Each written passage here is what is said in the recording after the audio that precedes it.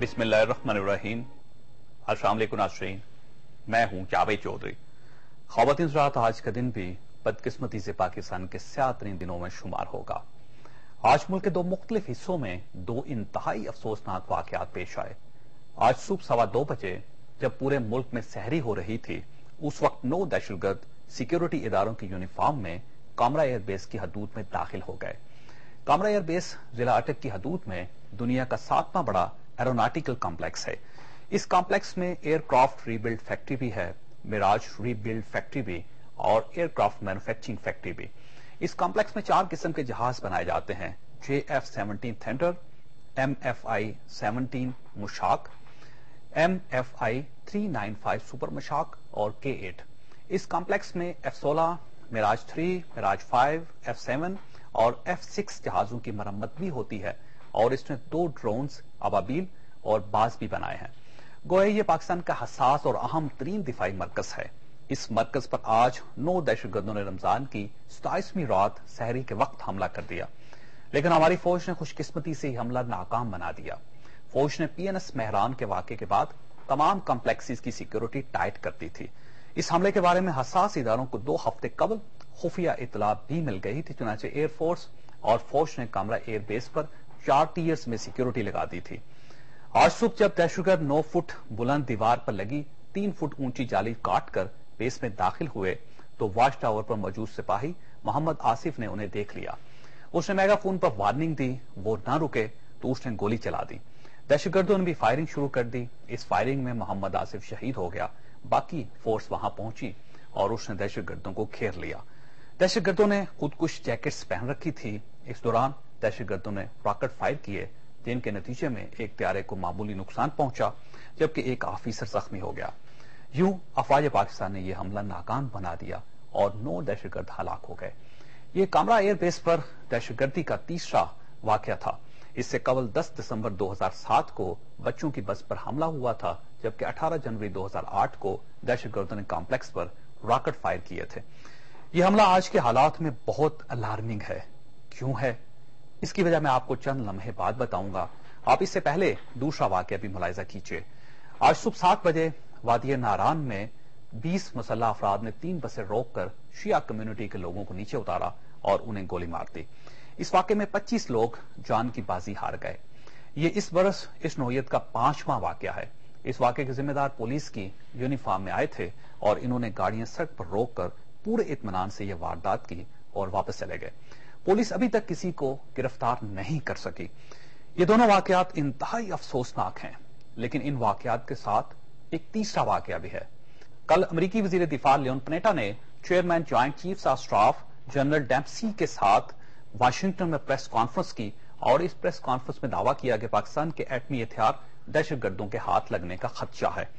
इन दोनों वाकयात का Leon Panetta की प्रेस कॉन्फ्रेंस के बाद होना बहुत बड़ा सवालिया निशान है। क्या ये दोनों वाकयात इस प्रेस कॉन्फ्रेंस का नतीजा है या फिर ये महज इत्तफाक है? कहीं बाहर की ताकतें पाकिस्तान को एक कमजोर रियासत तो साबित नहीं करना चाह रही। फौज ने शुमाली वजीरिस्तान में ऑपरेशन का फैसला कर लिया है। यह हमला कहीं इस फैसले का रद्द-ए-अमल तो नहीं? इन वाकयात के दौरान दहशतगर्दों ने पुलिस और सिक्योरिटी फोर्सेस की वर्दियां पहन रखी थी। दहशतगर्द 2 बरसों से ऐसी वर्दियां इस्तेमाल कर रहे हैं। दहशतगर्दों की इस टेक्निक से फौज और पुलिस की यूनिफॉर्म मशकूक हो रही है। हमारी हुकूमत को इसका क्या सद्देबाब करना चाहिए और हुकूमत मुल्क में फिरका वाराना फसादात रोकने में क्यों नाकाम हो रही है? हम ये सारे सवाल आज के प्रोग्राम में उठाएंगे। हमारा आज का सवाल नोट कर लीजिए। क्या कामरा एयरबेस पर शहीद होने वाले मोहम्मद आसिफ को निशान हैदर मिलना चाहिए? हमें फेसबुक और 247 पर जवाब दीजिएगा और हमारे साथ रहिएगा। प्रोग्राम में दोबारा खुशामदीद। खासत हमारे साथ तशरीफ रखते हैं नदीम अफजल चंद साहब, पब्लिक अकाउंट्स कमेटी के चेयरमैन है। पाकिस्तान पीपल्स पार्टी के साथ इनका ताल्लुक है। पिछले दिनों फिरका वाराना फसादात पाकिस्तान में हुए, जो शिया कम्युनिटी के लोगों को मारा गया पाकिस्तान के मुख्तलिफ हिस्सों में, तो नदीम अफजल चंद साहब ने कौमी असम्बली में खड़े होकर एक बहुत धुआंधार तकरीर की थी। इसका भी हवाला हम अभी प्रोग्राम के अगले हिस्से में देंगे। सैयद अहमद साहब हमारे साथ तशरीफ रखते हैं, दिफाई तजियाकार है। आप इनकी गुफ्तगू सुनते रहते हैं और उनका अपना एक फलसफा है पाकिस्तान और इंडिया और इस पूरे रीजन के बारे में। हमारे तीसरे मेहमान air marshal retired Masood Akhtar साहब हैं, दिफाई तजियाकार हैं और इनका ताल्लुक क्योंकि एयरफोर्स के साथ है। ये हमें बताएंगे कि कामरा में आज जो वाकया हुआ اس کے کیا نتائج نکل سکتے ہیں؟ بسوسا صاحب سے پہلے آپ کی طرف یہ بتائیے گا کہ یہ واقعہ کیوں ہوا، آپ کا کیا خیال ہے؟ بسم اللہ الرحمن الرحیم، بہت شکریہ۔ جو دہشت گرد تھے ان کے میرے خیال میں 2-3 بڑے کلیئر اہداف تھے۔ نمبر 1، جو ان کا کام ہے دہشت گردی پھیلانا اور عوام کو یہ میسج دینا کہ آپ بے سر و سامان ہیں، اور اگر ہم فوجوں کو ٹارگٹ کر سکتے ہیں تو ہم ہر جگہ کر سکتے ہیں۔ بہت سارے لوگ اس کا ڈانڈے ملا رہے ہیں وزیرستان کے ساتھ بھی، اور جو جنرل کیانی نے اسپیچ دی اور لیون پنیٹا کے ساتھ بھی شاید ملائیں گے۔ میرے دانست میں ان چیزوں کو پلان کرتے ہوئے ہفتے مہینے لگتے ہیں، آل دو سلیپر سیلز انہوں نے ٹرین کیے ہوئے ہیں۔ سو پہلا ہدف جو انہوں نے دہشت گردی کا تھا، they would have load it اگر یہ 12 سے 24 گھنٹے جاری رہتا، جو کہ ماضی میں ہوا ہے۔ وہ ہدف ان کا اچیو نہیں ہو سکا، جو کہ ایک بہت بڑی کامیابی ہے پہلی دفعہ، اور اس کے لیے میرے خیال میں پوری قوم کو کریڈٹ جاتا ہے، مگر بالخصوص جن لوگوں نے اس آپریشن کو لیڈ کیا۔ اور جیسے آپ کہہ رہے تھے بریک میں، اس سپاہی نے، اور میں بتاتا چلوں کہ وہ سپاہی بھی نہیں تھا، وہ سپاہی سے بھی نچلے درجے کا سپاہی تھا، عام سپاہی، جس کو کہ ڈیفنس سروسز گارڈ کہتے ہیں۔ یہ انٹیگرل ایلیمنٹ ہوتا ہے ہر ایئر فیلڈ کے ساتھ، جو کہ ایئر فورس کے انڈر ہوتا ہے۔ اور اس بندے کو امپاور ہونا، اور امپاورمنٹ کے لیے انسپریشن ضروری ہے کہیں نہ کہیں سے۔ اور میرے خیال میں انسپریشن یہ تھی کہ چیف آف ایئر اسٹاف نے صاف کہا ہوا ہے کہ فلائنگ ٹارگٹ اچیو ہوتا ہے یا نہیں ہوتا، دہشت گردی سے نمٹنا ہمارا نمبر 1 ٹاسک ہے۔ لیکن وہ دیکھیے ایک سپاہی نے کتنی بہادری کا مظاہرہ کیا، اس نے 9 لوگوں کو روکا بھی، وارننگ دی، روکا، ان کو بتایا بھی کہ یہاں دہشت گرد آ گئے ہیں، ان کے ساتھ لڑا بھی، شہید بھی ہوا، اور اس کے بعد دوسری فورس بعد میں آئی۔ ایبسولوٹلی، اور آدمی کو سلوٹ کرنا چاہیے، بالکل سلوٹ کرنا چاہیے۔ اور دیکھیے میرے خیال میں، لیکن اس کے ساتھ کریڈٹ ہمیں اس کے سپیریئرز کو بھی دینا چاہیے جنہوں نے اس کو انسپائر کیا کہ یہ کرنا ہے ہم نے۔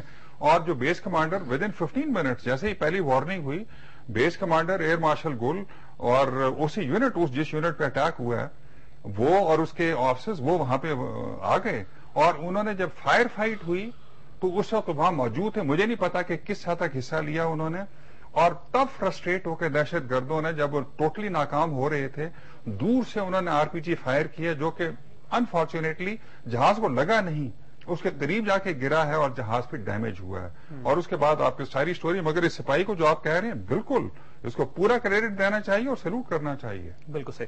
زیاد احمد صاحب، یہ ہو کیا رہا ہے؟ آپ کا کیا خیال ہے کہ اس کے پیچھے امریکنز ہیں؟ جو لیون پنیٹا کی پریس کانفرنس، اس کا ایک دن پہلے ہونا، اور یہ اس خدشے کا اظہار کرنا کہ پاکستان کے جو نیوکلیر ایسٹس ہیں وہ دہشت گردوں کے ہاتھ میں جا سکتے ہیں، اور پراپر پریس کانفرنس کرنا صرف اس مسئلے پر، اس کے بعد 2 بڑے واقعات پاکستان کے اگلے دن ہی پاکستان کے اندر ہو گئے۔ جاوید، ہم بڑی سخت بات کرنے جا رہے ہیں، لوگ اس کو کنسپریسی تھیوریز کہیں گے، لیکن اس بات کو اچھی طرح سمجھ لیجئے کہ پاکستان کو اب سیریا بنانے کے لیے ایک پوری عالمی طاقتیں اس مشن پر کام کرنا شروع کر چکی ہیں۔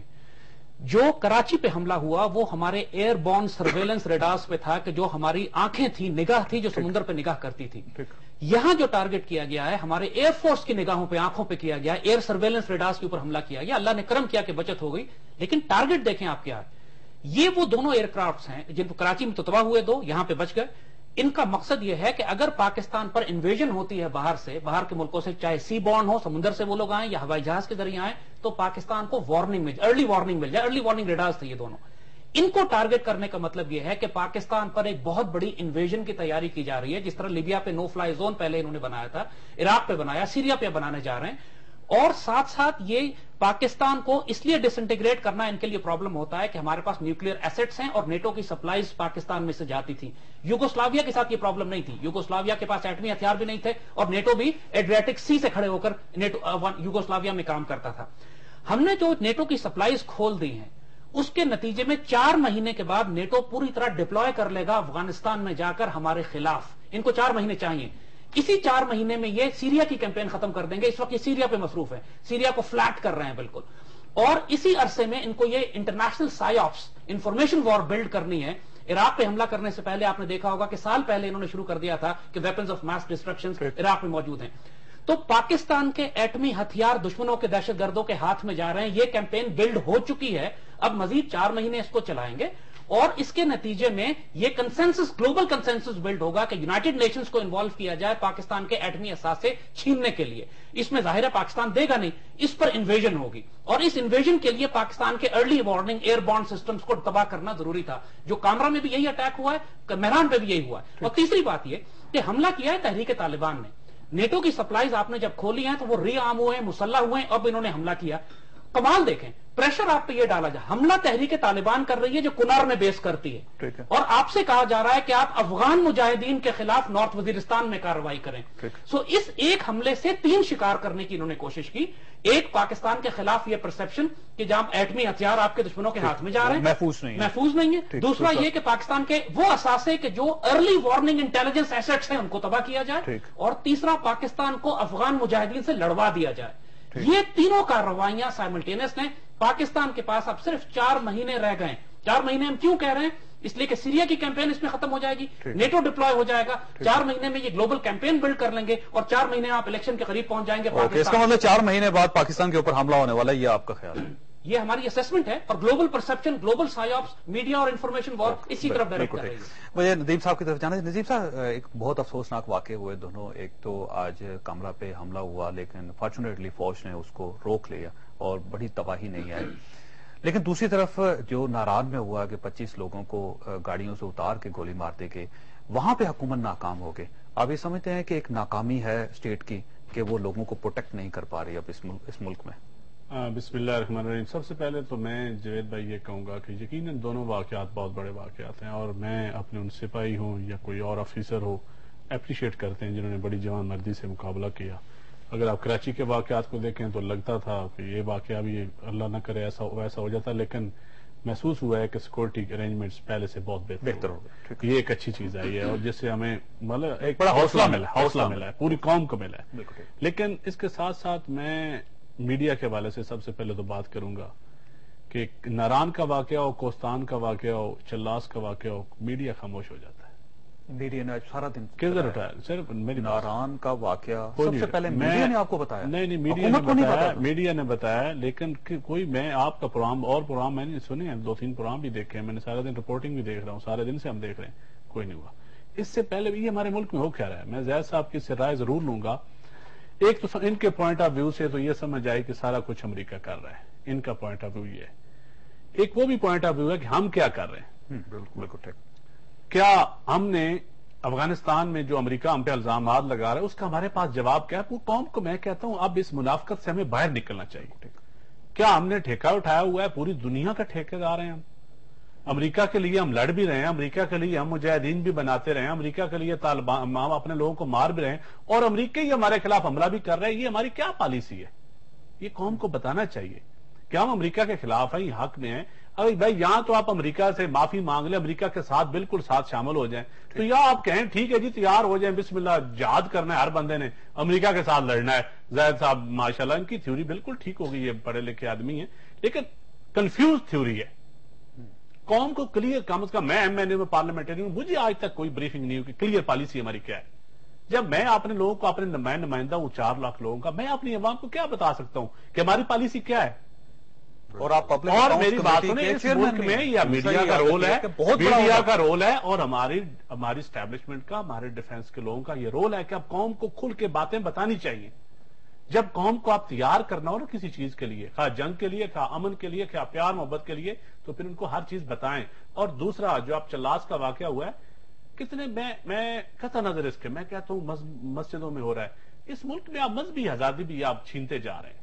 کون کر رہا ہے؟ 4, 5 یا 10 طالبان یا دہشت گرد نہیں تھے, ہزاروں کے لوگوں میں آتے ہیں, شناختی کارڈ لے کے مار کے چلے جاتے ہیں, کوئی بندہ گرفتار نہیں ہوتا. سر یہ تو حکومت کی, آپ میری بات سنیں, آپ انسانوں کی حفاظت نہیں کر رہے. ہم کہتے ہیں ہم ٹینکوں کی حفاظت بھی کریں گے, ہم کہتے ہیں ہم ایٹم بم کی بھی حفاظت بھی کریں گے, ساری چیزیں ٹھیک ہیں. اور بھائی ایٹم بم بھی انسانوں کے لیے ہے نا. Atom bomb, atomic power, atomic energy, super power آپ نے بننا ہے. اگر آپ کے انسان محفوظ رہیں گے تو آپ ہر چیز بنیں گے نا. لیکن یہ فیلئر کس کا ہے؟ یہ فیلئر میں کہوں گا اس میں پالیٹیشین کا بھی فیلئر ہے, بالکل فیلئر ہے, اس میں کوئی شک نہیں ہے حکومت کا, اور اس میں پالیٹیشین کا فیلئر ہے. میں پالیٹیشین کا لفظ استعمال کر رہا ہوں, خواہ وہ حکومت ہو, خواہ وہ اپوزیشن ہو, خواہ سارے اسٹیک ہولڈر, اور اس میں ہماری سیکورٹی ایجنسیز کا بھی فیلئر ہے. सिक्योरिटी एजेंसी से मतलब पुलिस है, फौज है? सिक्योरिटी एजेंसीज का फेलियर है। देखें 1000 बंदा आता है, लोगों को बसों से उतार के मार के चला जाता है, कोई बंदा गिरफ्तार नहीं होता, कोई बंदा रिजाइन नहीं करता, कोई बंदा रिस्पॉन्सिबल नहीं होता। क्या हो रहा है इस मुल्क में?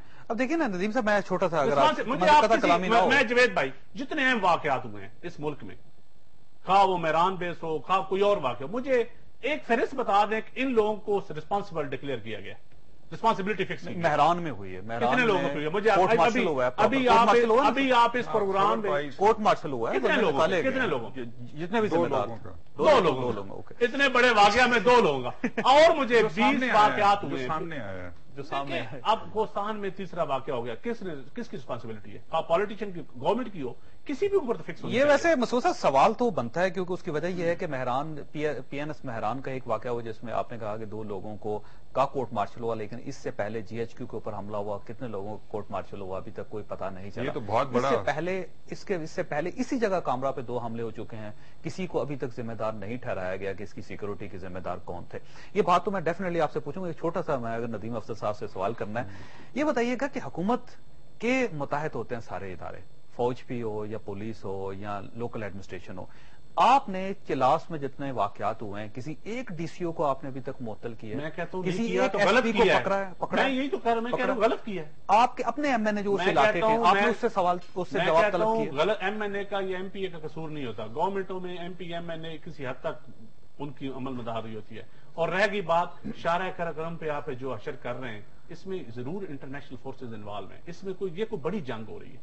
इसके ऊपर सिर्फ मजबूत। तो सर आप वहां का जो डीपीओ है, डीपीओ को फारिग करें सबसे पहले, कमिश्नर को ड्रॉप सर करें, उनको पकड़ें। इसके पीछे को बहुत बड़ी ताकत होगी, जितनी कोई बंदा भी नहीं पकड़ा जा रहा, बड़ी हो। मैं ये कह रहा हूं कोई बंदा नहीं पकड़ा जा रहा, इसका मतलब है पसे पर्दा कुव्वतें बहुत ताकतवर हैं, जो कहती हैं कि हजारों के लोग तादाद आए और मार के चले जाएं। इसका मतलब वो कुव्वतें हुकूमत को भी रोक रही हैं कि हम लोग मारेंगे, रोक रही है। आपने ना पुलिस के किसी शख्स को फिक्स करना है, ना किसी डीपीओ को पकड़ना है आपने। और ये हुकूमतों की नलायकी है, सियासतदानों की नलायकी है। मैं खुल के बिल्कुल इसके ऊपर बात करूंगा। जब आप कभी कोई हिंदू मार रहा है, कभी कोई शिया टारगेट किल हो रही है, कभी किसी मस्जिद में हो रही है, और फिर एक फिरके के आप डॉक्टर को मार रहे हैं, उसके इंजीनियर को मार रहे हैं, उसके सिपाही को मार रहे हैं, उसके मस्जिदों में आपका क्या हो रहा है इस मुल्क? इसका मतलब ये है कि हुकूमत का फेलियर है, रोल है, इसके ऊपर पॉलिटिशियन का रोल है, इसके ऊपर हमारी एस्टैब्लिशमेंट का रोल है, और सारों को बैठ के सोचना चाहिए। खुदा न खास्ता बहुत अब लोगों में बहुत, और मैं समझता हूं कि पता नहीं शिया को इसलिए मारा जा रहा हो कि कल को अफगानिस्तान के ऊपर हमला करना, ईरान के ऊपर करना हो, क्यों मारा जा रहा है? कोई वजह भाई, कोई फिरकावारियत नहीं है। थोड़ा सा हमें आगे चल के सोचते हैं। ये सब पाकिस्तानी, पहली बात है कि पाकिस्तानी, ये पाकिस्तानी है, किसी एक कम्युनिटी का नाम मेरा ख्याल अफसर साहब हमें नहीं लेना चाहिए। इस मुल्क के हदूद के अंदर जो भी मरेगा वो पाकिस्तानी। मैं कहता हूँ और भी मरेगा ज्यादा है, उस पे अगर हिंदू भी मरेगा, मैं हिंदू हमें स्टैंड लेना चाहिए उस पे, क्या वो हिंदू हो, वो सिख हो, ईसाई हो, उसका ताल्लुक। लेकिन ये देखना चाहिए कि मर ज्यादा कौन रहे हैं, क्यों मर रहे हैं, ये तहकीकात करवाएं, तहकीकात करवाएं। अच्छा मसूद साहब, ये बताइएगा कि जब इस किस्म के वाकयात हो जाते हैं तो हम एक बड़ा कोर्ट मार्शल क्यों नहीं करते? जो लोग जिम्मेदार हैं उनको क्यों नहीं पकड़ते? जो चंद साहब ने पहले कहा, पॉलिसी का फुकदान, पॉलिसी मीन्स के सिमत का तयन। मसलन आज अमरीकियों से पूछे ना आपके मैक्सिमम टैक्स डॉलर किस में मद में जाएंगे, उनको पता है कि 1 वर्ड पॉलिसी है, प्रीएम्पशन।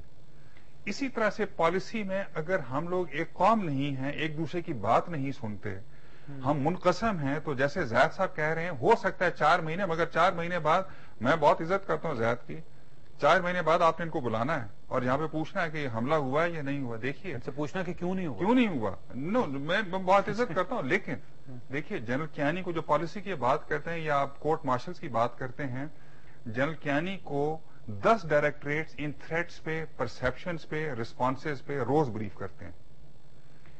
फॉरेन मिनिस्टर को, डिफेंस मिनिस्टर के पास वहां पे शायद इतनी ब्रीफिंग्स ना हो, मगर उनके पास भी इंस्ट्रूमेंट्स हैं। क्यों नहीं है? होनी चाहिए। लेकिन जनरल कियानी को, मिनिस्ट्री आपकी बास है, लेकिन जनरल कियानी को, जनरल कियानी को 10 से ज्यादा डायरेक्टर्स, मुझे इल्म है, रोज ब्रीफ करते हैं कि जी आज ये चेंजेस हुए हैं, पनेटा ये सोच रहा है, फलाना ये सोच रहा है, सीरिया के साथ ये हुआ है, हमारे साथ ये हो सकता है।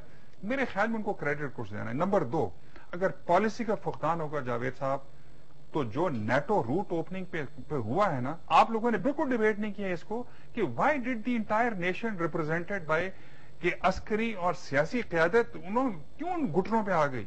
سر بہت کی. اچھا نہیں لیکن بہت دیکھیے آپ نے پروگرام دیکھا ہی نہیں مگر اس میں ماجد صاحب. مگر اس میں دو ہم نے روز رونا رویا نو نہ مگر 2-3 وجوہات آپ پی گئے ہیں. مثلاً اچھا یہ پریس میں بھی آیا ہے آپ بتائیے کہ پالیسی کے فقدان یا غلط پالیسی کی وجہ سے آج قوم اتنی منقسم ہے کہ یہ جو چند صاحب کہہ رہے ہیں یہ سر سمپٹم. پالیسی کس نے بنانی؟ وہ حکومت نے بنانی ہے. حکومت سے میں آپ کو بتا دیتا ہوں ایک دفعہ یہ بیٹھی ہوئی حکومت. میں پالیسی کے ایک بتاتا ہوں. چند صاحب ایک سیکنڈ آپ بتاتا ہوں. میں نیشنل سیکورٹی کمیٹی کا ممبر ہوں. ماشاء اللہ. اور میں نیشنل ملک پبلک اکاؤنٹس کمیٹی کے کمیٹی ہے. پبلک اکاؤنٹس کمیٹی کے چیئرمین. کوئی ایک بریفنگ بھی سوائے مسنگ پرسن کی آج تک میں نے نہیں دیکھی. I agree. لیکن سیاستدانوں کو آپ کہاں تک بلے سر آپ نے مانگی بھی نہیں نا. آپ یار مانگی ہے کیوں نہیں مانگی؟ میں ابھی میڈیا پہ مانگ رہا ہوں. ٹھیک ہے. میڈیا کے ذریعے میں کہہ رہا ہوں کہ ہمیں بریفنگ دیں کس ہمارے چیز ملک میں کیا ہو رہا ہے. کس چیز پہ بریفنگ ہر چاہیے؟ چیز پہ دیں. میں کا رول کیا ہے اس خطے میں، کیا ہو رہا ہے، کیا جنگ ہے، ہم کس جنگ کا حصہ بنے ہوئے ہیں، کب اس قوم کی اس جنگ سے جان چھوٹے گی. میں as a parliamentarian as a member of national security committee میں مانگتا ہوں. ہونا چاہیے مجھے نہیں پتا. نہیں مگر جو چیز میں ویسے بتانا مختصر چاہتا بات ہوں ہے. جو چیز میں بتانا ان کو اگر نہیں پتا چلے گا پالیسی کیسے بنے گی. اچھا اچھا مجھے بریک لینڈ دے. بریک کے بعد ایگزیکٹ اسی جگہ سے بات سٹارٹ کریں گے کہ پالیسی بنانا اگر حکومت کا کام ہے تو آپ حکومت کو اطلاع تو دیں. اگر آپ اطلاع نہیں دیں گے تو یہ پالیسی کیسے بنائیں گے؟ چھوٹی بریک. بریک کے بعد واپس آ رہے ہیں. پروگرام میں دوبارہ خوش آمدید. خواصات یہاں پہ وقفے سے پہلے ندیم افضل صاحب نے ایک سوال اٹھایا. انہوں نے یہ کہا کہ میں نیشنل سیکیورٹی کمیٹی کا ممبر ہوں لیکن آج تک کسی فوجی ادارے نے ہمیں بریفنگ نہیں دی کہ کس قسم کی صورتحال ہے، امریکن پالیسی کیا ہے پاکستان کے بارے میں. یہ جو فرقہ وارانہ فسادات ہو رہے ہیں پاکستان میں، اس کے پیچھے کون ہے؟ پاکستان کے اندرونی حالات کو کون خراب کر رہا ہے؟ بیرونی حالات جو ہیں وہ کس حد تک ہمارے اوپر انفلوئنس رکھتے ہیں؟ یہ ساری چیزیں انہوں نے کہا کہ ہمیں کوئی آئے آ کے بتائے، کیونکہ اگر مجھے نہیں پتا تو کسی کو بھی نہیں پتا. یہ بتائیے گا مسعود اختر صاحب کہ کیوں نہیں بتایا جاتا پارلیمنٹیرینز کو؟ کیونکہ لا انہوں نے بنانا ہے، پالیسی انہوں نے بنانی. اگر آپ ان کو بریف نہیں کریں گے تو یہ کیسے بنائیں گے؟ میں آپ کو طریقہ بتا کیوں نہیں ہو رہا. جتنی بھی اچھی اور قابل حکومتیں ہیں، مثلاً برٹش گورنمنٹ نے کنٹیسٹ پالیسی ایشو کی ہے، کاؤنٹر ٹیررزم اسٹریٹجی کی. فرینچ ہے، جرمن ہے، امریکن ہے، اس میں انہوں نے لکھا ہوا ہے اور چند صاحب صحیح فرما رہے ہیں کہ یہ لکھی ہونی چاہیے اور یہ ان بلیک اینڈ وائٹ ہونی چاہیے اور فکس ہونی چاہیے اور گورنمنٹ کو دینی چاہیے. ہم نے پیزا میں رہ کے پاکستان ایکس سروسمین ایسوسی ایشن میں ہم نے ایک سجیسٹڈ یہ تینوں پالیسیز بنائی، گڈ بیڈ اگلی. ہم سے بہت سارے لوگ کہتے ہیں تم لوگ تو فوجی ہو. ہم نے کہا یار ہم نے ریٹائر ہو کے ایک عام پاکستانی کی حیثیت سے بنائی. اور یاد رکھیے کہ ہم نے میاں نواز شریف کو ہم بڑے ممنون ہیں ان کے، انہوں نے ہمیں 1.5 گھنٹہ دیا پنجاب ہاؤس میں، ہم نے 2.5 گھنٹے ڈیبیٹ کی. جس دن یہ میمو ایکسپلوڈ ہوا اس دن ہم نے پریزیڈنٹ زرداری کو بریف کرنا. تو for what ever it was worth. Imran Khan سے کوشش ہو رہی ہے، آج ہم اور کوششیں بھی کر رہے ہیں جس میں یہ ساری چیزیں لکھی ہیں. اچھا یہ حقیقت ہے کہ پاکستان میں سیکیورٹی پالیسی کوئی نہیں ہے؟ بالکل. آج آپ بتائیے ہے یا نہیں؟ نہیں ہے. نہیں ہے. آپ ہونی چاہیے یا نہیں ہونی؟ بالکل. اور کیوں نہیں ہے؟ اچھا ہے اس وجہ سے نہیں کہ نمبر 1 میں نیت پہ کسی کا شک نہیں کرنا چاہیے. غیر محب وطن کوئی نہیں ہے، شاید ہم میں کیپیسٹی کا فقدان ہے. یہ میں آپ کو اچھی چیز بتاتا ہوں کہ پاکستانی فوج، ایئر فورس، آرمی، نیوی، ہم پہ تو مجبوری اپنے اوپر ہم نے رکھی ہوئی ہے کہ ہم نے اپنی آپریشنل اسٹریٹجی ان رائٹنگ لکھنی ہے. تو ہم نے لکھی ہوئی ہے. جو چیز میں آپ کو بتانا چاہتا ہوں کہ اگر پالیسی کا فقدان ہوگا ان ساری یونیورسل پالیسیز میں چند صاحب ایک چیز کامن ہے. انہوں نے کہا کہ ان ساری counter terrorism insurgency policy strategies میں 60 سے 70% افکار کی جنگ ہوگی. وہ سر وہ پتا تو چلے ان کو. زید احمد صاحب کو شامل کریں. زید احمد صاحب یہ سارا آپ کے سامنے کنفیوژن، آپ کے سامنے پالیسی ہماری ہے نہیں، ایئر مارشل صاحب نے تسلیم کیا. اور ندیم افضل چند صاحب بڑے امپورٹنٹ آدمی ہے پارلیمنٹ میں، انہوں نے یہ کہا کہ مجھے بھی کچھ پتا نہیں. حکومت کو بنانی چاہیے. اور حکومت یہ بیٹھی ہوئی نا سر، وہ کہہ رہے ہیں ہمیں پتہ ہی نہیں، ہمیں تو بریف کریں گے، بریف یہ کریں گے آپ تو پھر ان کو پتا چلے گا. زید احمد صاحب اس کا حل کیا ہے؟ دیکھیے جاوید، ایک بات ہم بہت صاف کرتے ہیں. قرآن پاک میں بھی جب قوموں کو عذاب سے اللہ کے ڈرایا جاتا تھا تو آگے ان کے بدبخت یہ جواب دیا کرتے تھے کہ تم جس عذاب کی بات کر رہے ہو اس کو لا کے دکھاؤ ہمارے اوپر. لیکن جب عذاب آتے تھے تو اس وقت توبہ کے موقع نہیں ہوتے تھے. شام کے لوگوں نے بھی یہی کہا تھا کہ ہم پر یہ نہیں آئے گا، لیبیا نے بھی یہی کہا، عراق نے بھی یہی کہا. جو کانسیپٹ ہے 4th جنریشن وار کا، ہمارے پاکستان کے پالیسی میکرز، ہمارا میڈیا، ہمارے پولیٹیشینز اور گورنمنٹ جانتے ہی نہیں ہے کہ 4th جنریشن وار ہے کیا، جس کے نتیجے میں آج پوری مسلمان دنیا کو تقسیم کیا جا رہا ہے، توڑا جا رہا ہے، ہماری آنکھوں کے سامنے ہو رہا ہے. بغداد کے لوگ انکار کرتے رہ گئے کہ نہ سمرقند، بخارا، تاجکستان، ازبکستان، خیوا، میون، خراسان سب ہلاکو خان تباہ کرتا چلا گیا. وہ انکار کرتے رہے آنکھیں میچ کر کے ایسا ہونے ہی کچھ نہیں والا. جب ان کے دروازے پر پہنچی تو اس 20 لاکھ بغدادیوں کے سر پہاڑ مینار بنا دیے گئے اس کے. اللہ تعالیٰ جب قومیں اپنے آپ کو ریفارم نہیں کرتی ہیں، اگر ان کے اندر کوئی صلاح الدین ایوبی پیدا نہ ہو اپنا ریفارم کرنے کے لیے، تو باہر سے ہلاکو خان آتے ہیں. یہ فطرت کے تمام تر مقاصد کے تحت ہوتا ہے کہ اس غلاظت کو پھر صاف کرنے کے لیے باہر سے ہوتا ہے. پاکستان کے پالیسی میکرز نے آج تک ایکنالج ہی نہیں کیا، نہ جوڈیشری نے، نہ گورنمنٹ نے، نہ پارلیمنٹ نے، نہ آرمی نے، کہ ہم حالت جنگ میں ہیں. جب آپ جنگ میں ہوتے ہیں تو آپ پھر اس وقت ایمرجنسی لگاتے ہیں، ملٹری رولز اپلائی کرتے ہیں، آپ ملٹری ڈاکٹرن بناتے ہیں. آپ اس وقت بھی ہو یہ رہا ہے کہ انڈیا سے جنگ لڑ رہے ہیں، آپ امریکن سے جنگ لڑ رہے ہیں، اور تھانے دار اور کچہری اور پولیس اور ایف آئی آر کے ذریعے مسئلوں کو ریزالو کرنے کی کوشش کر رہے ہیں. اس سے بڑی حماقتی کوئی نہیں ہو سیکتی. مطلب کیا کرنا چاہیے ان کو؟ دیکھیے، آپ کو پہلی بات یہ کہ ملک میں آپ یہ اس بات کا اشارہ اب آ کے آخر میں جنرل کیانی نے اپنی کاکول والی تقریر میں کیا ہے، ایکنالج کیا ہے کہ ہم اس وقت ایگزسٹینشل وار لڑ رہے ہیں، آخری حد پہ پہنچ چکے ہیں. یہ جنرل کیانی نے کہا ہے، لہذا یہ ہائپوتھیٹیکل بات نہیں ہے، کنسپریسی تھیوری نہیں ہے. ہی از سیئنگ اٹ آلسو. انہوں نے پھر یہ بھی کہا ہے کہ ہمارے پاس لاز نہیں ہیں پاکستان میں، اور یہ بات اوپن ہے، کیونکہ وہ سپاہی ہے، کھل کے نہیں بات کرے گا حکومت کے خلاف. ہم کر رہے ہیں. پاکستان میں پچھلے 12 سال میں جب ایک دہشت گرد کو آپ نے سزائے موت نہیں دی عدالتی نظام کے ذریعے، تو فوج پھر کیا کرے؟ یہ 4th جنریشن وار 90% پولیٹیکل وار. حکومت کو آپ سجیسٹ کیجئے کہ یہ کیا کریں. دیکھیے، حکومت وقت کو پہلا چاہیے کہ استعفا دے اور گھر جائے اور پیٹریوٹک ٹیکنوکریٹک حکومت لے کر آئے. وہ کہاں سے لے ان کے لوگوں آئیں میں گے؟ کیپیسٹی نہیں ہے، ان لوگوں میں کیپیسٹی نہیں ہے اس کام کو کیپیسٹی کرنے والے کے لوگ لیے. کہاں سے لے کے آئیں گے؟ دیکھیے، آپ کو اس وقت یہ جو 4th جنریشن وار ہے، اس میں آپ ڈپلومیٹک، پولیٹیکل، انفارمیشن، میڈیا اور لیگل، یہ ایسپیکٹ ہوتے ہیں جو 90% جنگ لڑتے ہیں. اس وقت پاکستان کی جوڈیشری ڈیلیور نہیں کر رہی، پاکستان کا میڈیا ڈیلیور نہیں کر رہا، پارلیمنٹ کے پاس پالیسی کوئی نہیں ہے، گورنمنٹ کے پاس نیشنل سیکورٹی ویژن نہیں ہے، اور پاکستان کی ڈپلومیٹک اور فورن پالیسی نہیں. آپ نے پینیٹا کی جو بات بتائی، فوج کے پاس ہے فوج کے پاس نہیں ہے، تو پھر کہاں سے لے کے فوج اس وقت ٹیکنوکریٹ کہاں سے لائیں؟ ٹیکنوکریٹس کہاں سے لائیں گے؟ ہم آپ کو پالیسی کی بات کر رہے ہیں. اس وقت جو جنگ لڑی جا رہی ہے پاکستان میں، ٹیکنوکریٹس کہاں سے؟ ایک تو آپ یہ ہو سوال گئے، جاوید آپ باقی نے کہاں سے پچھلی لے کے مرتبہ بھی آئیں؟ ہم سے کیا تھا. نہیں، ریئلسٹک بات کرنی دیکھیے، چاہیے. کہاں سے آئیں گے؟ کہاں سے؟ دیکھیے جاوید، آپ اس وقت آج کی نیوز کی ہیڈ لائن اٹھا کے دیکھ لیجئے، ایون گورنمنٹ از سیئنگ کہ اب کیئر ٹیکر حکومت لانے کا وقت آ گیا ہے. وہ تو قانون کی ضرورت ہے نا، آئین کی ضرورت ہے. تو اگلے الیکشن کے لیے لے کے آئیں گے. لہٰذا اب صرف ڈس ایگریمنٹ اس بات کے اوپر ہے کہ فار گاڈ سیک اگلے الیکشن کی تیاری کرتے ہوئے سیاسی کیئر ٹیکر مت لے کر آئے، ٹیکنوکریٹک پروفیشنل آدمی لائیے، الیکشن ڈیلے کریں. کہاں سے لائیں گے آپ؟ آپ جہاں سے پہلے کیئر ٹیکر لائیں گے وہیں سے لے کر میرا آئیں. ایک سوال ہے، اس ملک کا کوئی ایسا کام ایٹم بم بنانے سے لے کر آئین بنانے سے لے کر اس ملک میں کوئی ریفارمز، ایسی ریفارمز مجھے بتا دیں جو پالیٹیشین کے علاوہ ٹیکنوکریٹ نے کی ہو، ایک بتا دیں. اور ہاں تو کوئی ایسی نہیں ڈائنامک بحث ہے نا. مجھے تھوڑی سی آپ پبلک آپ نے کہا ہے کہ سیاستدان ناکام ہو چکے ہیں. اگر آپ کا ایٹم بم بنایا ہے تو سیاستدان نے بنایا ہے، ایٹمی دھماکہ کیا ہے سیاستدان نے کیا ہے، آپ کا آئین بنایا ہے سیاستدان نے بنایا ہے. آپ کے ملک میں اگر باہر آج آپ کے فارن ریمیٹنس آ رہا ہے تو بھٹو نے آپ کے باہر بندے بھیجے ہیں. اگر آپ کی پولیٹیکل اونرشپ دی ہے دہشت گردی خلاف جنگ کی تو پولیٹیکل گورنمنٹ نے ابھی دی ہے. آئی ڈی پیز کو سنبھالا ہے تو ایک منٹ میری بات سنیں، سیاستدانوں نے سنبھالا ہے. اگر دہشت گردی خلاف جنگ میں لوگوں کو بتایا ہے کہ یہ دہشت گردی خلاف جنگ ہے، یہ ہماری اپنی جنگ ہے، تو وہ سیاستدانوں نے بتایا. مجھے ایک ٹیکنوکریٹ بتا دیں اس ملک میں ہر میں بات مکمل کروں، میں بات اپنی مکمل کروں گا.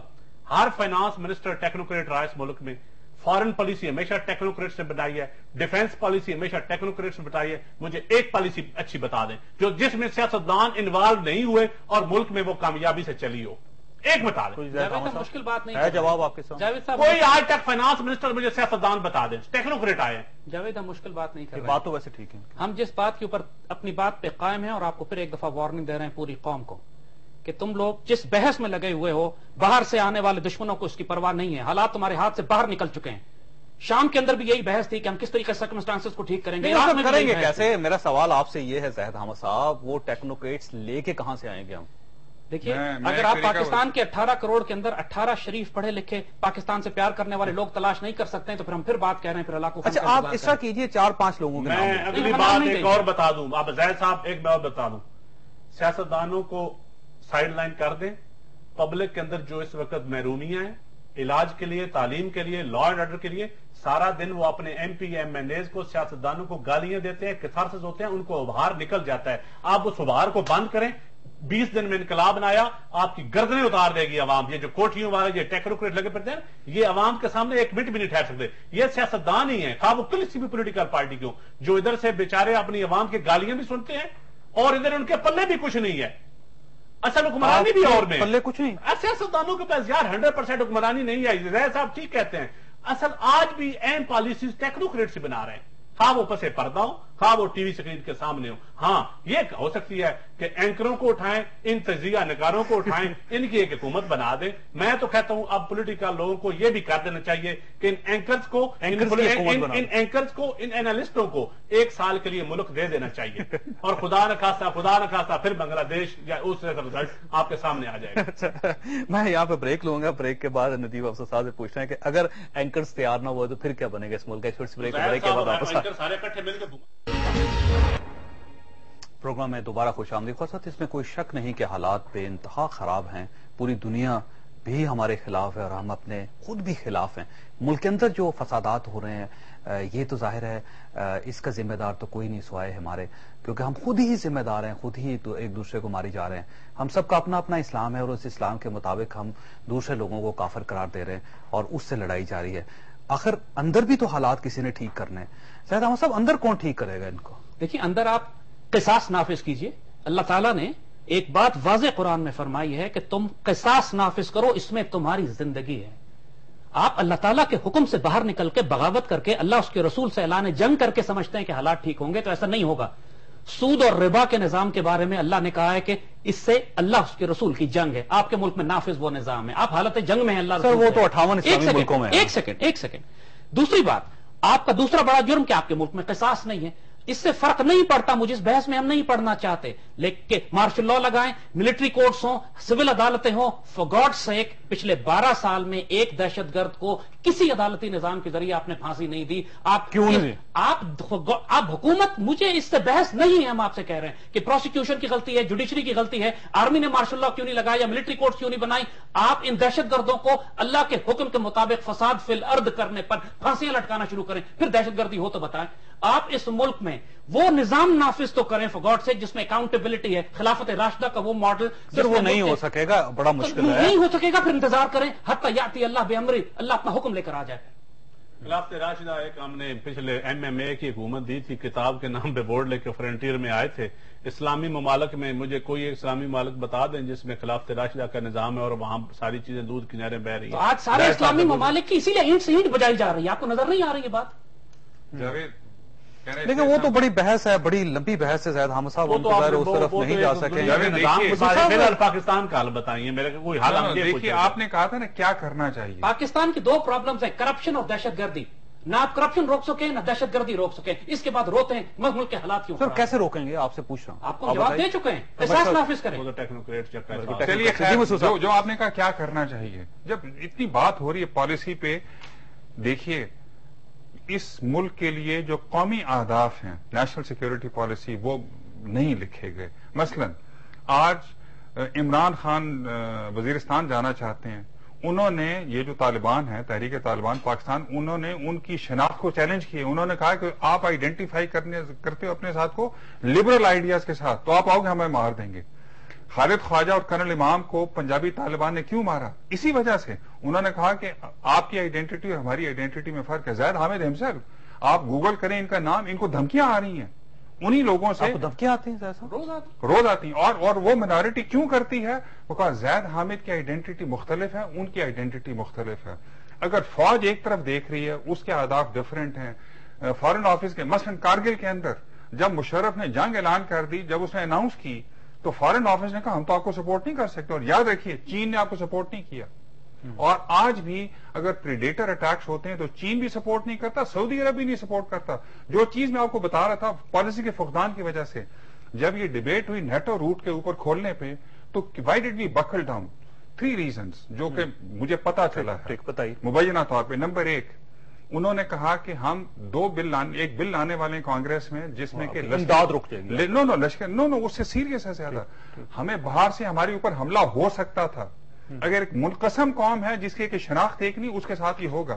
انہوں نے کہا ایک تو ہم لشکر طیبہ کو, جماعت الدعوہ کو اور حقانی گروپ کو ٹیررسٹ گروپ ڈکلیئر کر دیں گے. کانگریس میں تو کر سکتے ہیں. اچھا وہ کرتے ہیں تو یاد رکھیے چین اور سعودی عرب بھی ان کے ساتھ جائے گا. اچھا اس سے کیا ہوگا؟ اگر ہم ان کے خلاف ایکشن نہیں لیتے تو ہمیں ٹیرر سپانسرنگ قوم قرار دیا جا سکتا ہے. سینکشنز لگ سکتے ہیں پہلی دفعہ, اور دوسری دفعہ اگر پھر بھی نہیں کرتے تو اٹیک ہو سکتا ہے. याद रखिए कि पहले आर्टिकल 51 यूएन चार्टर के तहत आप एक दूसरी कौम पे हमला कर सकते थे सेल्फ डिफेंस के लिए। आज उन्होंने अब तो किसी वक्त भी कर सकते हैं। उन्होंने कहा जी महसूस होता है हमें दहशतगर्द हैं, हम वहां पे हमला करें। 2 चीजों का तयन किया उन्होंने। Number 1 gross human right violation, उनका सेल्फ स्टाइल्ड है। नंबर 2 अगर एक कौम एक मुल्क अपने आप को डिस्टेबलाइज करता है, दूसरे मुल्कों को करता है, रीजन को करता है, और उनकी दानिश में पाकिस्तान कर रहा है। अब देखिए पहला उन्होंने ट्रेलर दिखा दिया, हक्कानी ग्रुप के खिलाफ उन्होंने एक बिल पास किया जो कि ओबामा ने साइन कर दिया। लेकिन वो चालाक लोग हैं। हम पोकर गेम में अपने ट्रंप पहली दफा शो कर देते हैं। उन्होंने खाली कहा है, उस बिल में कहा है कि हक्कानी ग्रुप को सर्टिफाई करेगी हिलरी क्लिंटन। ये वो प्रेसलर की तरह किया उन्होंने कि ये टेररिस्ट ग्रुप है या नहीं। अगर नहीं करते तो हमारे ऊपर उससे पहले उन्होंने ये भी कहा कि आईएसआई के साथ इनके लिंक्स हैं, वो बड़ी खबरें चलनी शुरू हो गई, उससे उन्होंने मशकूक करे। मुझे नदीम साहब को अपने साथ शामिल कर रहे थे। नदीम साहब, ये ठीक है, हम अमेरिकन पॉलिसी को ठीक नहीं कर सकेंगे, जो बाहर से दहशतगर्द आ रहे हैं उसके लिए हमारे लिए बड़े मसाइल पैदा हो गए, हम उनको नहीं रोक पा रहे। लेकिन ये जो फिरका वाराना फसाद हो रहे हैं पाकिस्तान के अंदर, वो तो जाहिर फौज नहीं रोकना, और इसके अंदर जाहिर को अमेरिकन भी इन्वॉल्व नहीं होंगे। इसको रोकना तो हुकूमत का काम है। देखिए, इसमें यकीनन इंटरनेशनल इसमें बिल्कुल इन्वॉल्वमेंट है, इसमें कोई शक नहीं है। और फिरका वारियत मैं समझता हूं स्टेट मशीनरी का बहुत ज्यादा जरूरी है, और हमारी एजेंसीज जो हैं अगर इनका दिल हो तो फिरका वारियत नहीं हो सकती। कोई हमारे फिरका वाराना इशू नहीं है। आप समझते हैं एजेंसीज इन्वॉल्व है? मैं समझता हूं एजेंसीज इन्वॉल्व होना और बात है, वो एक और इशू नेग्लिजेंस है, नेग्लिजेंस है। और मैं समझता हूं नैली कह सकते हैं आप। और हमारे इसमें ओपन डिबेट होनी चाहिए। ये हमारी गवर्नमेंट का भी रोल है, और इसमें गवर्नमेंट का बहुत ज्यादा अहम रोल है, पॉलिटिशियन का बहुत ज्यादा। पॉलिटिशियन को अब ये अपने मंशूर का हिस्सा बनाना चाहिए इस चीज के ऊपर, क्योंकि हम कौम को तकसीम कर चुके हैं। जब आप कौम को अपने इस हद तक तकसीम कर दिया है, देखें जब आपका डॉक्टर इंजीनियर पढ़े लिखी कम्युनिटी आपकी महफूज नहीं है, आपका खा वो हिंदू हो, खा वो शिया हो, खा वो कोई हो, खा वो ईसाई हो, तो मैं समझता हूं फिर वो लोग क्या सोचेंगे? फिर लोग आपका मुल्क छोड़ के जाएंगे। फिर आपके मुल्क के क्या, फिर ये मुल्क क्या 5% लोगों के लिए बना है जो शाराए दस्तूर पे रहते हैं, या डिफेंस हाउसिंग अथॉरिटी में रहते हैं, या पोश एरिया में रहते हैं, जिसमें आप और मैं भी शामिल हैं, हम भी प्रिविलेज क्लास में शामिल हैं। क्या ये मुल्क सिर्फ इन 5% लोगों के लिए है? 5% लोगों को कोई तकलीफ नहीं है। जो हम 4-5 बंदे बैठे हैं, हम प्रिविलेज क्लास हैं। आप जाए ना देहातों में, अगर किसी का बच्चा मर रहा है ना, इमाम मस्जिद के पोश एरिया वाले तो शायद किसी मस्जिद में जाते भी नहीं होंगे, वो तो अपने घर बैठ के नमाज पढ़ते होंगे। उनका तो किसी मजहब के साथ लोगों को पता भी नहीं होता कौन सा मजहब है उनका, कौन सा फिरका है। जो प्रिविलेज क्लास है उनका पता ही नहीं चलता। मार किसको रहे हैं, हो क्या रहा है, ये मैं समझता हूं इस वक्त डिबेट की जरूरत है। हमारे उलमाए दीन को सोचने की जरूरत है, हमारे पॉलिटिशियन को बैठ के, और हमारी बिल्कुल थिंक टैंक होना चाहिए, और इसके ऊपर काम होना चाहिए। वरना ये फिरका वारियत के नाम पे, इसको नाम फिरका वारियत का दिया जा रहा है, लेकिन मैं समझता हूं ये कोई मुश्किल नहीं है। इसका एक हल है, इसका एक और हल भी है कि अगर हम पाकिस्तान में अकीदे के पर पाबंदी लगा दें कि किसी जगह आप अपना अकीदा शो नहीं करेंगे, आप शिया हैं, आप सुन्नी हैं, आप वहाबी हैं, आप देवबंदी हैं, किसी जगह आप ये मुजाहरा न करें, आप अपना नाम लिखें और आप पाकिस्तानी हैं। तो ये बड़ा आसान सा हाल है। ये बिल्कुल आसान नहीं है। ये 1400 साल से ये नहीं हो रहा। ये 1400 साल से है। आप अकीदे पे पाबंदी नहीं लगा सकते। नहीं, अकीदा आपका कुछ भी हो, कुछ भी हो, यार आप आइडेंटिटी आप दूसरे के ऊपर अपनी राय थोपे ना, आप किसी को अपना फोर्स ना करें कि मैं ये हूं तो आप भी इस तरह करें। आप मजहबी आजादी दें, हर एक को अपनी मजहबी आजादी दें। उसके लिए तो कानून बदलना पड़ेगा, एक्टिव होना पड़ेगा। कानून की जरूरत नहीं है। उलमाए किराम मस्जिद में बैठ के हैं कि अपने को दूसरे के खुदा को गाली मत दो ताकि वो तुम्हारे सच्चे खुदा को ना, ये हर चीज है हमारे मजहब। यहाँ पे तो हुकूमत इन्वॉल्व होगी तो नदीम साहब ये मामला सर, ये हुकूमत का रोल नहीं है। सबसे बड़ा रोल आप मीडिया का, इसमें सबसे बड़ा लोगों को अवेयरनेस देने की सबसे बड़ा रोल हमारे उलमाए दीन का है, मीडिया का, उलमाए दीन का। उसके बाद लेकिन देखिए, अगर कत्लो गारतगरी हो रही है, अभी फैसलाबाद के अंदर भी एक वाकया हुआ, थाना सतियाना की हदूद में फायरिंग हुई है, एक मदरसे पे एक बच्चा इत्तकाफ में बैठा हो तो वो वहां पे शहीद हो गया। अब इस किस्म के जो वाकयात होंगे तो स्टैंड तो हुकूमत नहीं लेना होगा, गाइडेंस लोगों तो हुकूमत नहीं पकड़ना होगा मुजरिमों या मुलजमों को। मैं समझता हूँ हुकूमतें जो है ना फिरका वारियत को और इन चीजों को रोकने में बिल्कुल नाकाम है। तो गाइडेंस तो दें, और ये आज से नहीं है, पिछले 20 सालों से ये अजीब हम भयानक जंग में दाखिल हो चुके हैं, और खुदा रहा इस मुल्क को बचा ले, वरना 5% के लिए ये मुल्क आपका नहीं रहेगा। جو موجیں آپ 5% لوگ کر رہے ہیں نا، ان کے لیے یہ ملک نہیں رہے گا. موجیں پھر کوئی پلاٹ مافیا، کوئی ڈیفنس ہاؤسنگ اتھارٹی، کوئی شارع دستور کے MNA ہاسٹل، سپریم کورٹ کی بلڈنگز، ہوٹر والی گاڑیاں، یہ جہاز، یہ جو VIP کلچر، یہ نہیں رہے گا. جاوید ان کی بات کی تائید میں بالکل میں یہ ٹھیک کہہ رہا ہوں، نہیں رہے گا. ایک جملہ صرف بولنے دیجیے، ایک جملہ صرف، کہ ہماری آج ایک اللہ کے ولی سے ملاقات ہوئی، ایک درویش سے، اور انہوں نے ہمیں بتایا کہ رمضان کے آخری عشرے میں جو اللہ کے ولی بد دعائیں کر رہے ہیں پاکستان میں، وہ 2 افراد کے لیے کر رہے ہیں. اور میں کانپ گیا یہ بات سن کر، ایک زرداری کے لیے، دوسرا افتخار چودھری کے لیے. کیونکہ افتخار چودھری کا کام ملک میں عدل نافذ کرنا ہے جو نہیں کر رہا ہے، اور زرداری کا کام ایک باپ کی حیثیت سے قوم کی عزت بچانا تھا. میں ڈر گیا اس بات کو سن کے اس اللہ کے ولی کی کہ یہ بات آپ کیوں فرمائی. میں نے صرف پیغام، باقی جو 18 کروڑ لوگ ہیں ان کے لیے ذمہ دار یہ لوگ کون کرے گا؟ ہیں، وہ ہم ذمہ دار ہیں، ہم ذمہ دار. ملک کا قاضی اور ملک کا ندیم حکمراں عبدالچند اللہ صاحب کے تھے ہمارے جواب دیں. ساتھ، زاہد حامد صاحب اور ایئر مارشل ریٹائرڈ مسعود اختر صاحب ہمارے ساتھ. ایک سوال آپ کے سامنے رکھا تھا. میں بات کرنا چاہوں گا. زاہد احمد صاحب، کیا اس ملک میں جتنے مدرسے، یہ فرقہ واریت، یہ طالبان، یہ مجاہدین، یہ سب آصف علی زرداری نے بنائے؟ اچھا، ایک سوال آپ کے سامنے رکھا تھا کہ کیا کامرا ایئر بیس میں شہید ہونے والے محمد آصف کو نشان حیدر ملنا چاہیے؟ 91% لوگوں کا یہ کہنا ہے کہ وہ نشان حیدر کا واقعی حقدار ہے. صرف 9% لوگوں کا کہنا ہے کہ انہیں نہیں ملنا چاہیے. میری حکومت سے بھی درخواست ہے، آرمی چیف سے بھی درخواست ہے، ایئر فورس کے سربراہ سے بھی درخواست ہے، اور پاکستان کے تمام افواج پاکستان سے کے جو سربراہان ہیں ان سے درخواست ہے کہ یہ واقعی آدمی اس قابل ہے کہ اس کو پاکستان کا سب سے بڑا ایوارڈ دیا جائے، کیونکہ اس نے صرف آج پاکستان کا ایک ایئر بیس نہیں بچایا بلکہ پاکستان کی عزت کو بھی بچایا. اللہ تعالیٰ آپ اور آپ کے اہل خانہ کو ہر قسم کی مصیبت سے محفوظ رکھے. اللہ حافظ.